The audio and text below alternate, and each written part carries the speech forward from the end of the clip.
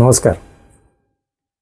बऱ्याच गोष्टी अशा असतात की ज्याला आपल्या आयुष्यामध्ये त्या आनंद हिरावून घेतात, दुःख देतात.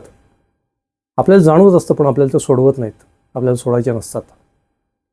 आणि याचं कारण असं असतं की त्या गोष्टींवरती आपण आधीच खूप वेळ दिलेला असतो, खूप पैसा घालवलेला असतो.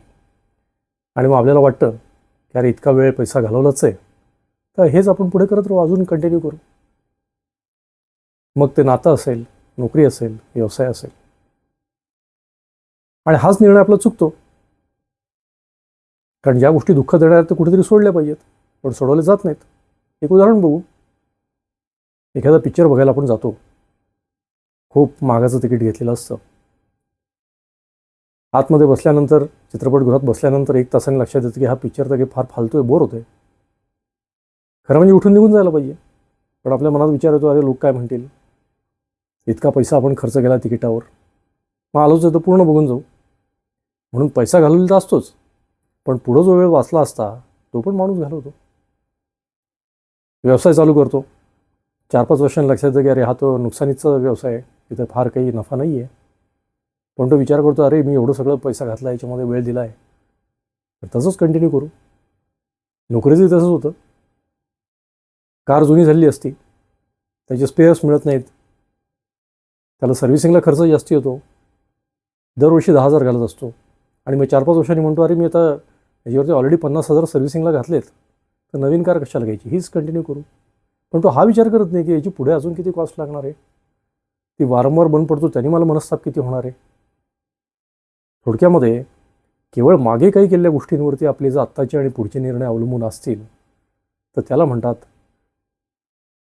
Sunk cost फॉलसी.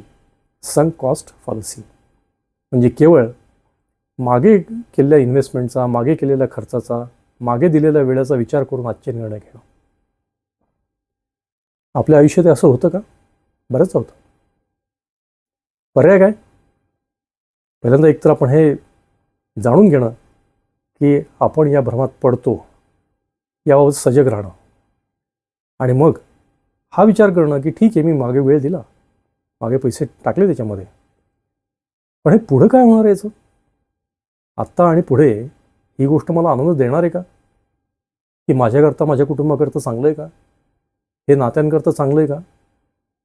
आणि मग ठरवायला पाहिजे की मागे जे काय झालं ते झालं, लोक काय म्हणतील हा मोठा विषयच नाही आहे. आणि मग कुठेतरी कठोर असा निर्णय घेतला पाहिजे. काही जण म्हणतात की नाही हो, असं शक्यच होत नाही आम्हाला ज्या गोष्टी सोडवतच नाहीत. त्यांच्यासाठी एक गोष्ट. एक माणूस एका महाराजांकडे जातो. तो म्हणतो, महाराज माझ्या काही अशा सवयी आहेत ज्या मला त्रासदायक आहेत, पण त्या सुटतच नाही, त्या सोडतच नाहीत सवयी मला.